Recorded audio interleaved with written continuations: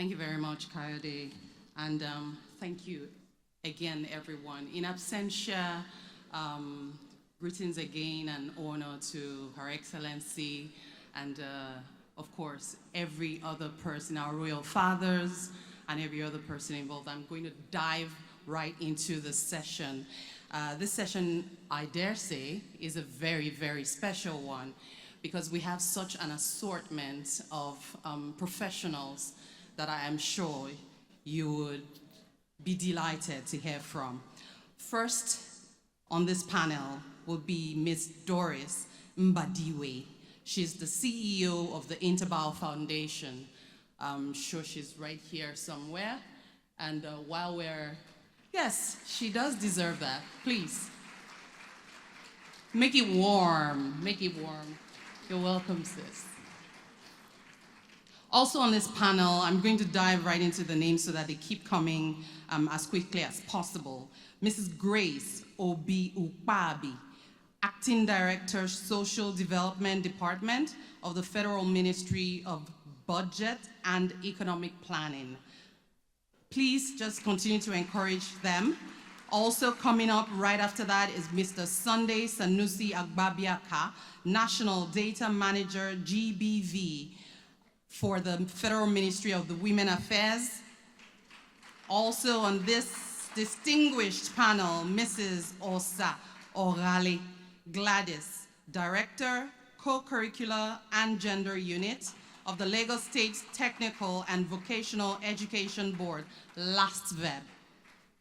Also coming up, my very sister, Dr. Tinuke Temitope. She's the Director of the Business and Entrepreneurship Organization of the Abuja Chamber of Commerce and Industry.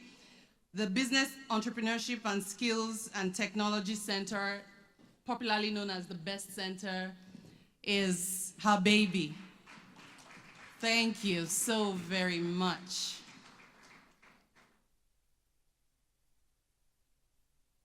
Mr. Sunday, you are blessed amongst women.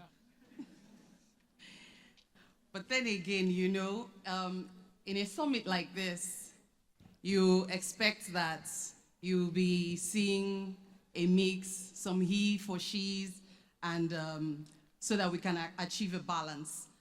I'm going to try and set expectations here, and then before I dive straight into my questions.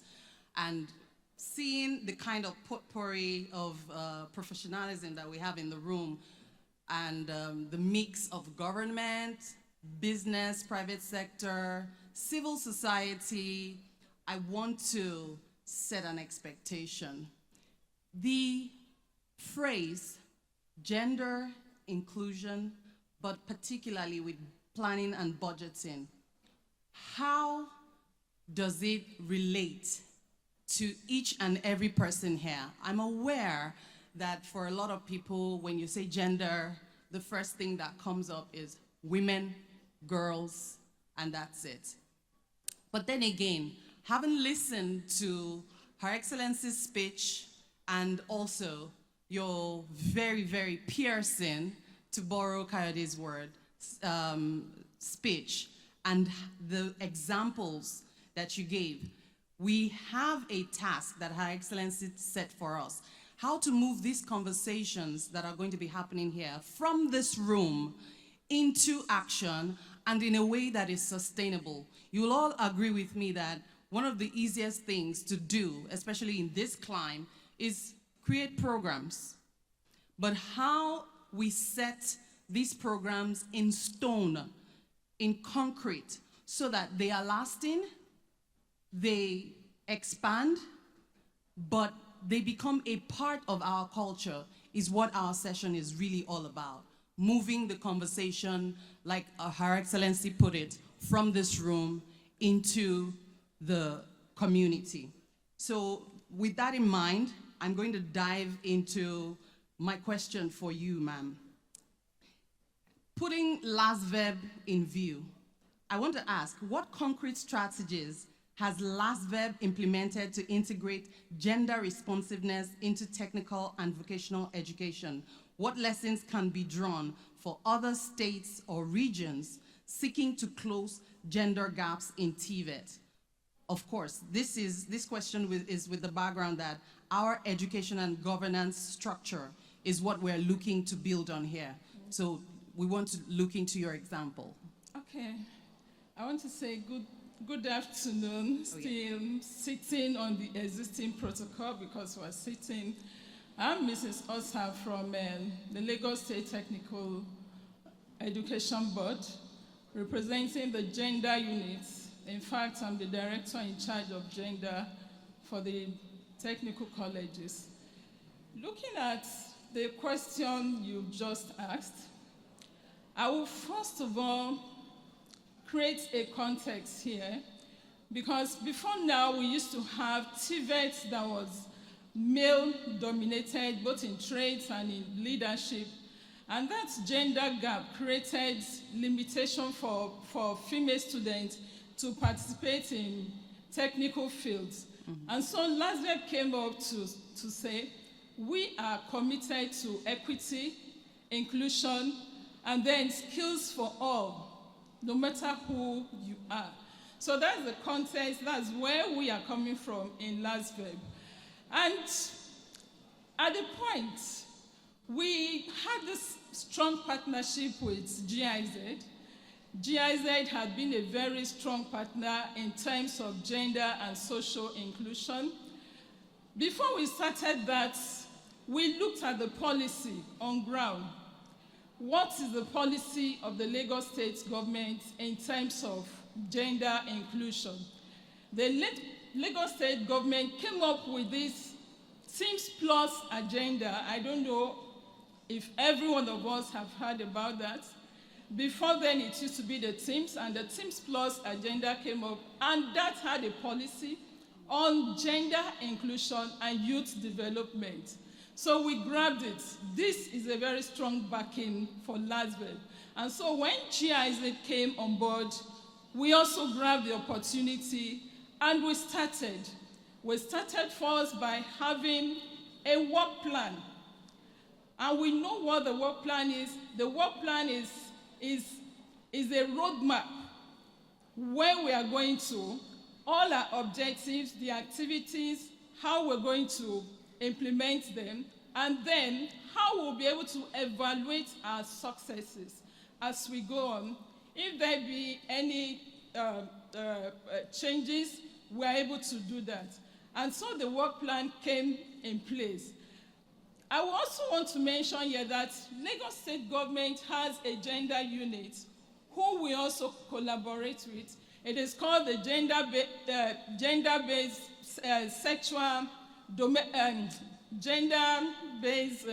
Domestic and Sexual Agency. Yes. GSVRT.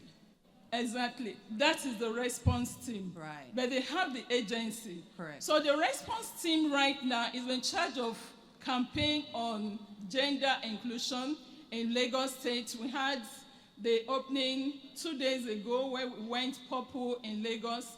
And that was an awareness campaign for the society.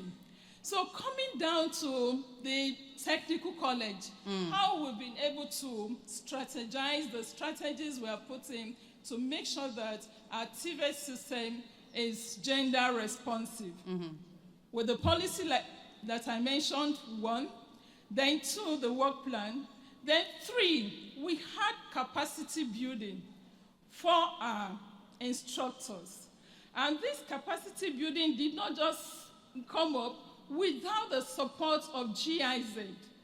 GIZ gave us the platform to build, to raise awareness within the TVET space in Lagos. Before then, we were trained as master trainers. We had a platform to train others. And so we went on. We had the capacity building for 100 instructors last year in Lagos State. Can I ask? Yes. Sorry to interrupt you. Yeah. Your instructors, they probably were picked from the academia and the private sector? No, not from the private sector. In Lagos State, we have 5 technical colleges located in 5 different places. Right. And so we invited instructors from these 5 technical colleges. I see. Because they say charity begins from home. Of course. So we had to start from us. I like that structure, and I want you to hold the rest of that thought. Yeah. I want to take that and transpose to having seen the structure that you set up, being in governance. I want to, and then, of course, the education leg. I want to take that and then seeing the involvement of GIZ as a partner and transpose that into a civil society setting. And I want to ask you, I wanted to ask the private sector, Dr. Tinuke, but I'm going to take that and ask you first. Being in a civil society space, how are you able to reconcile these, or to your understanding, the effectiveness of these programs? Because now you are not in governance, but you can understand there is some level of interministerial partnerships going on there. Help us to assess this. Thank you very much. Again, good morning. I think it's still morning or afternoon. We'll take it. Yes, so I'm the CEO of InterBau Foundation. We're established to bridge the gender gap in skills and employment in Nigeria's construction industry. So that's our focal sector. I would say that, of course, in partnership with also the German and Swiss government, with the implementing agency GIZ, we carry out a lot of initiatives. But the main one is, what my sister actually said, my big auntie actually said, which is the gender mainstreaming. So gender mainstreaming is really important. What is that? To make gender very focal, to bring everybody's attention to the gender, what gender is, and increasing female participation in the industry. For the construction industry, mostly, there was an issue, and the issue was in terms of female employment, just not having enough women coming forward to even express interest. So of course, with our partners, we took to the streets. We carried out what we call a mass awareness campaign. We went to, we go to private and public secondary schools. We go to TVET colleges. We go to communities because we know that parents, community leaders influence decisions that the youths make. We also go to, again, in addition to those places, NYSC orientation camps. Okay. And basically to say what? 4 things in a nutshell. That construction careers are gender neutral. We have over 190 careers in the construction industry. Women can access all of them. We can participate. All of them? All of them, at every level. Now, in the construction industries, there are 3 major categories of construction workers. We have construction entrepreneurs. We have the construction, so the entrepreneurs, you either own or manage a construction company. We have the construction professionals. We talk about the engineers, QSs, builders, and the sort, and we have the construction artisans. Now, we found a larger number, of course, as professionals. But when we go out, we basically tell the females primarily, and then the general public, that there are over 190 careers, and women are welcome to participate. In all. Now, and even just collating that. So we go there with pamphlets, booklets. We also tell them about the pathways, how to access those opportunities. And this has been a very successful exercise going forward. We also engage the mass media, just to reach out to a few other people, more participants. We use billboards, newspapers, social media, the usual suspects, Facebook and all of that. Do you get any funding from maybe government on this? No, we don't get funding, but we have a partnership. So some of our training centers, We use the Federal Training Center, so we're in partnership with them. Great. To use their spaces. To have, to be able to train a lot more women. Fantastic. I'll take that and then take that to the Federal Ministry of Budget and Planning. I'm sure you knew I was coming to you when I was asking if she got funding. But then again, the question is just very simple. The ministry is currently developing a framework on gender-responsive budgeting and planning. Could you share insights on its objective, purposes, and key elements? Thank you very much, Moderator. Thank you, Good afternoon, distinguished ladies and gentlemen, house here, and our royal fathers and everybody present. My name is Grace Obi-Ukpabi. I'm an acting director in the Ministry of Budget and Economic Planning, and I head the Social Development Gender Department. We have started the process of institutionalizing gender-responsive planning and budgeting because of the experience over the years we've had that interventions at federal and state levels are mostly not coordinated, not documented, not enough. And we begin to think of, last year I was here and I spoke about the first work we did was to have evidence-based. So we picked up our National Development Plan 2021-2025 that's expiring this year, and we began to review it wearing a gender lens. With a gender lens, we find out there are a lot of gaps in our plan, and everybody in the house knows that it's what you plan for that you budget for, and then you release money for. Find out that the national plan has a gap. I was here last year in this summit to talk about the work we did. So we came out with that gender report, identifying the gap in our development plan, and we began to notice that this is one of the reasons why the funding and budgeting was also having issues and gap. And this year, with the support of UN Women and GIZ, we began to develop what we call the gender responsive planning and budgeting. By the way, in Africa, what you see is gender responsive budgeting. Find out that is not enough, because if you do a gender responsive budgeting, how do you factor the plan? So you finish the document and it can't speak to the national plan, and there's no fund.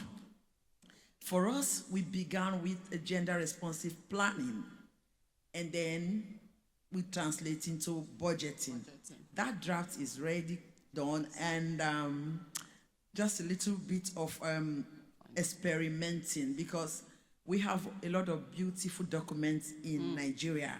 We want to try to put it in use, and so we are looking to work in states where there's this strong zeal to have gender responsive system. For Lagos State and Edo State, we understand that GIZ is working with them on gender responsible budgeting.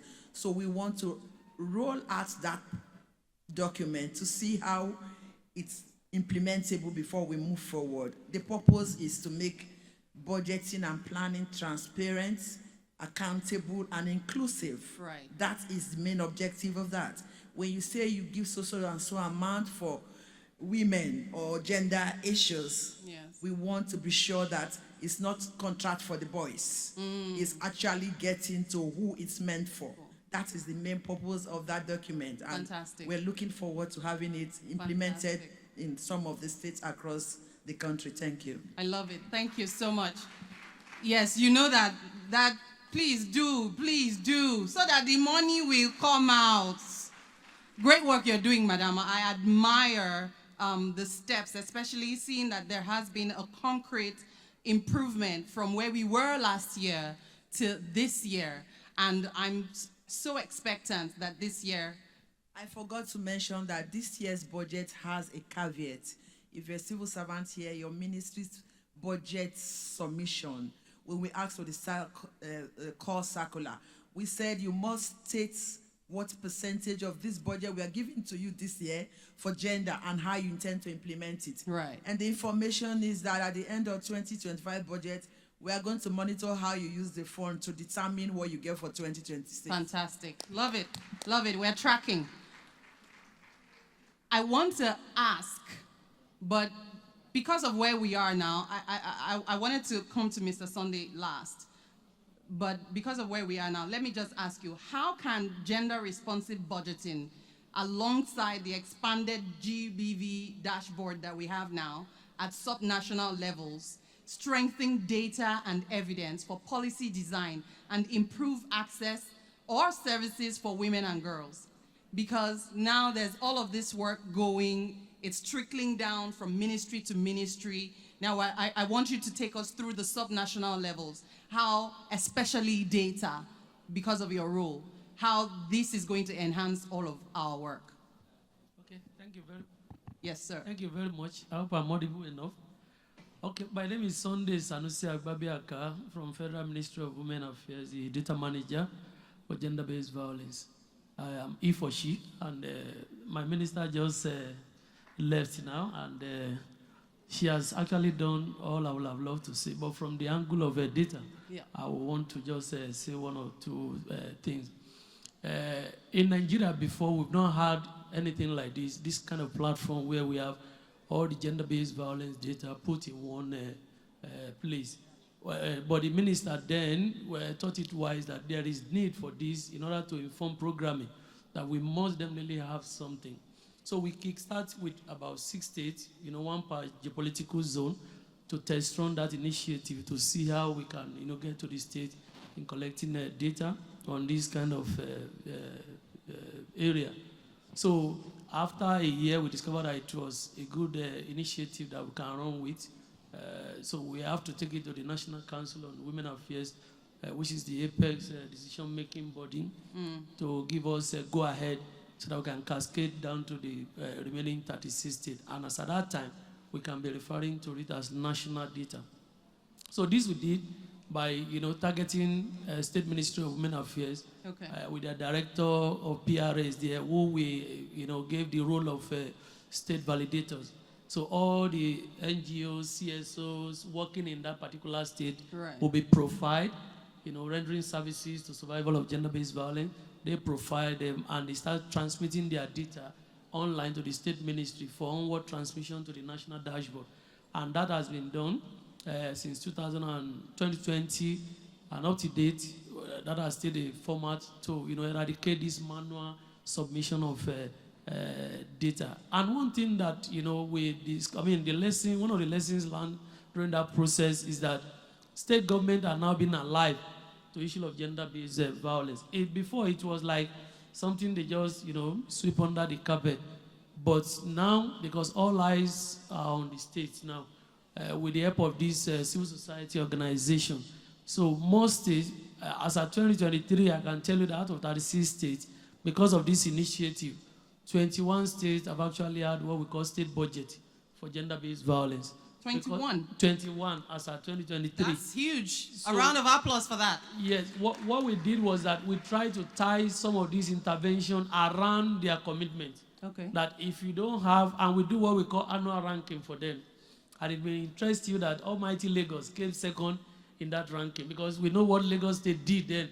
And if going by our own, mathematics, we'll have given it to Lagos. But the state came from behind and said, no, we can do better than Lagos in this. So we arose their consciousness to collecting data and using it to inform programming. So Ebonyi State was adjudged as the best ranked state in terms of gender-based. Great. And followed by Lagos and our FCT. Another thing we should also look at during that is that it has also helped most of the state ministries to have interventions coming from partners. Because initially when you get to some states, you won't even see anything. Now they now have their own state situation room on gender-based violence. As we talk now, all the 36 states now have, plus FCT, they have their state situation room on GBV. Before it was one for the whole country, which is the National Gender-Based Violence Situation Room here in the Federal Ministry of Women Affairs.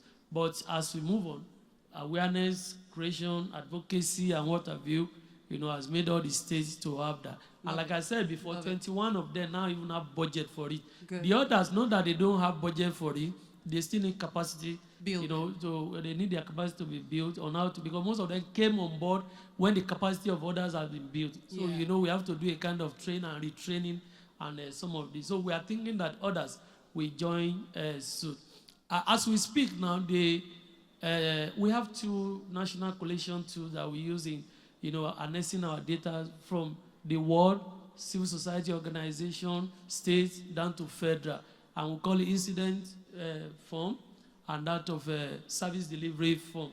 As we speak now, we are close to about 50,000 cases reported nationally.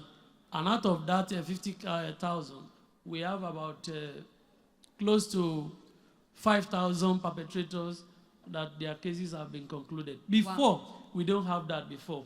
The synergy between the ministry and Ministry of Justice gave us this good result. I'll take your thought on synergy. Yeah. Because you remember when we started this session, we were really harping on interministerial synergy, collaboration, mixture of government, civil society. But the end of all of this education, capacity building and all of that is empowerment, which lies really squarely in industry. And that brings me to Dr. Tinuke. And the question is simple. What initiatives, having taken this potpourri of experiences, policy movement, practical examples, what has the ACCI supported or led to promote gender-inclusive education and business environment? I'm asking this because there are many people in here who may have programs budding or building in this area, and they might want to build on your example. Okay, thank you very much, Moderator. Good afternoon, everyone. My name is Dr. Tinuke Temitope, and I am honored to be here from the Abuja Chamber of Commerce and Industry, Business, Entrepreneurship, Skills and Technology Center, popularly known as the BEST Center. We pride ourselves at the best. So straight to your question, initiatives to support gender and inclusion. Because our activities at the BEST Center from establishment in 2018 are surrounded supporting women and people that live with disability. We pride ourselves in ensuring that we include them in everything that they needed to be included, because once they are included, the economy also thrives. There is a lot of benefit. We've heard a lot from all the speakers that have been speaking since morning. So because of this, in 2019, there was a call for proposal from VET Toolbox implemented by the GIZ that we put in for. And this call for proposal was on gender and disability inclusion and mainstreaming for technical vocational education and training. So this is where our activity started from. With the support from GIZ, we get stakeholders from different political zones in Nigeria, and they were trained as master trainers. A textbook, a manual, training manual was developed from this workshop, which is still being used up till now. The training manual was domiciled, it was locally domiciled for us in our own Nigerian context, putting into consideration all the laws and policies that surround gender and disability in Nigeria. After this training was done, the plan was to cascade this training across the country, but COVID hit in 2020. So when COVID hit, what are we going to do? While we're on lockdown, we came up with an idea that, okay, everything is going on the internet, virtual. Why can't we have this course as an e-learning course so that anyone, anywhere, even outside of Nigeria, can still have access to this course? While we were thinking about this, when I saw the theme for this GS-25, it resonates. New ideas, new approaches. Okay, we need to expand. We need to explore different opportunities to ensure inclusion is mainstreamed. When we were trying to remodel the course content for an e-learning platform, which GIZ also supported, we didn't stick to TVET anymore. We make it open. So I would like to say every one of us can take the course on our e-learning platform at no cost currently. The Chamber is running the course at no cost on our e-learning platform. You can log into learn.accinigeria.com. And what is different about this e-learning course is because it's beyond TVET. We now bring in ideas and knowledge from different areas for you. Either you are an administrator, you are a CEO, you are a technician, whatever profile you have. We have 3 different profile pathways. So whatever profile you are, this course is to teach you, is to give you knowledge on how you can actually include women and people that live with disability, either in the job role, either in the workplace, either to ensure that in all that you do, people that live with disabilities or women are gainfully included. Great. That is one. Love it. Then secondly, I would like to, a lot we have done, but another one I would like to mention is another intervention that we currently concluded, which was also supported by GIZ and the ICR facility, is on the need for Nigeria to have a definition for women-owned and women-led businesses. There is a lot of intervention from the government and development partners that are targeted towards women-owned and women-led businesses. But how are we sure that this intervention are actually reaching out to them? Because there is a lot of feedback too that companies are registered with a man and a woman, and when they say this intervention is for a woman-owned business, the woman fronts and goes. When the income is coming, the man is the one that is still leading. So the money is not still coming to the hands of the women to ensure the women economic empowerment that we are yearning about. So we came up with a definition that at least 51% of the company should be owned by a woman. Not only owned, but run by the woman. The day-to-day business activities, 51% of this must be run by the woman to ensure that this is actually a woman-owned or woman-led businesses. So we are calling on people in government. The Minister of Women Affairs has been very supportive in this advocacy, but we are calling on as many as possible. We need voices to ensure that we have our own locally domiciled definition in Nigeria that supports and projects that this is a woman-owned businesses. And we're going to add our voice to that because this is the season of new voices, new approaches. Ladies and gentlemen, I'm not sure if you were registered and you received a link. If you can show me by hands, if you received a link for a poll. If you did not, then that's fine. You will probably get that link. We would like to hear from you as well. But for you sitting here, this is an example or a few examples of catalyzing change. If you're interested in catalyzing change, you're interested in engaging best practices for gender-responsive education and governance, especially taking it from a planning and budgeting function, these are your examples. You know where to go, you know who to call, you know who to partner with courses, you know who to call for funding. I heard a lot of GIZ, GIZ, GIZ. Please put your hands together for GIZ. And on that note, with these examples, I want to thank you all, please. I want to thank you very much for being on this panel, sharing your experiences, and particularly for the good work that you're doing. Thank you so very much, and thank you for listening as well. All right, thank you so much. Can we put our hands together for them? Lots of interesting discussions there. Can you take a group photo real quick before you step down? All right, and while they're doing that, we do have, can we put the QR code up, please? For those who would like to get the agenda, I believe that's the QR code on the screen right now, so you can use your phone to scan that. Absolutely. I would also like to invite to the stage the GIZ partners for the photograph, please. GIZ partners kindly come on stage to join the panelists for this photo session. Are they close by? If not, maybe they can take that one outside. They're close by. There they are. Yeah, okay. Thank you very much. All right, and while that is going on, would like to acknowledge the presence of Engineer Akintunde Akinrogunde, representing the Minister for Solid Minerals. If you're in the house, please, can you wave? Oh, welcome, sir. Can we put our hands together for him? Thank you so much for being here. Okay. All right, we'll take 10 more seconds for that, and we'll move on very quickly. Coming up next, we have a video. Thank you very much. Please put your hands together for them as they step down from the stage. Thank you.